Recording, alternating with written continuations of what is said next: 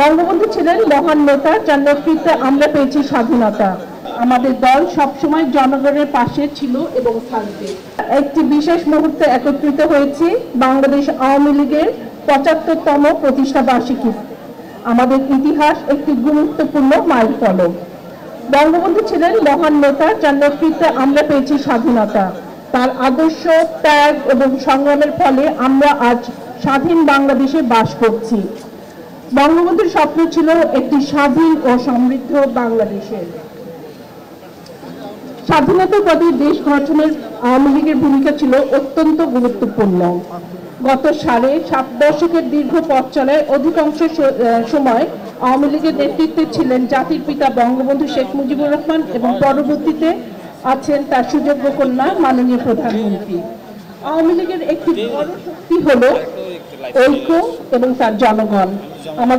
আমাদের দল সবসময় জনগণের পাশে ছিল এবং থাকবে। এবং আজকে বিশেষ করে বলছি যে আমি যে মন্ত্রণালয় আমি যেখানে এখন কাজ করছি, সংস্কৃতি মন্ত্রণালয় প্রতিমন্ত্রী, এর কিছু মন্ত্রী ছিলেন আমাদের ওবায়দুল কাদের সাহেব।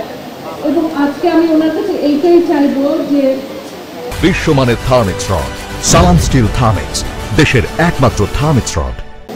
আমি একদম নতুন এই মন্ত্রণালয়, তো উনি সবসময় যাতে আমাকে দিক নির্দেশনা দেন এবং আমার যখন ভুল ত্রুটি যা হয় উনি যেন আমাকে সংশোধন করে দেন, যাতে আমি সুন্দরভাবে সকল সাংস্কৃতিক শিল্পী এবং এই পরিবারকে নিয়ে আমার যেন পথটা চলতে পারি সুন্দরভাবে।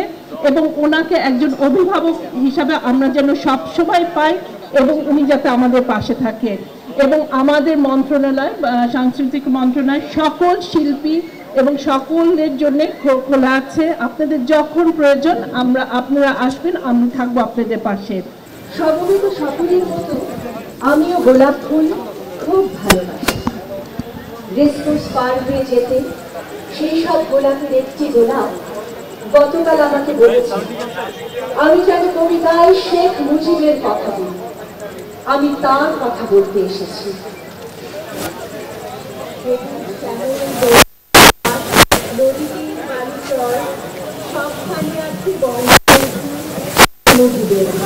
মাটির মতো মাটি যে আর নাই, সেই মাটিতে শুয়ে আছেন স্বপ্নের সন্তান, বাংলা নামের দেশের পিতা শেখ মুজিবুর রহমান।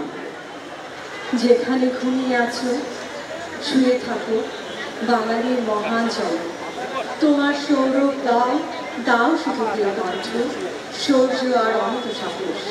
টুঙ্গিপাড়া গ্রাম থেকে আমাদের গ্রামগুলো তোমার সাহস নেবে ফের বিপ্লবের দুরন্ত প্রেরণা। এই বাংলার আকাশ বাতাস, সাগর গিরি ও নদী ডাকিছে তোমারে বঙ্গবন্ধু, ফিরে আসিতে যদি